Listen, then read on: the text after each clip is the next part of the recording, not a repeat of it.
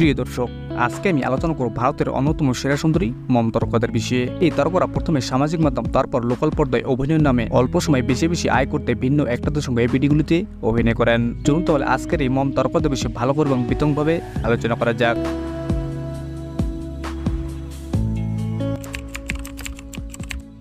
এই তারকাদের মধ্যে আমি আলোচনা করব অন্যতম সুন্দরী সিঞ্জিনী চক্রবর্তীর কথা।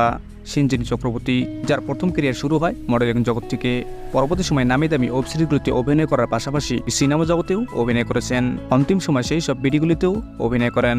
যার জন্ম হয় 10 ডিসেম্বর 1990 সালের কলকাতা শহরে। সিঞ্জি, তার বর্তমান বয়স মাত্র 34। প্রিয়াঙ্কা বিশ্বাস, যার বয়স মাত্র 25 বছর, কলকাতা শহরের অন্যতম লোকাল তারকা।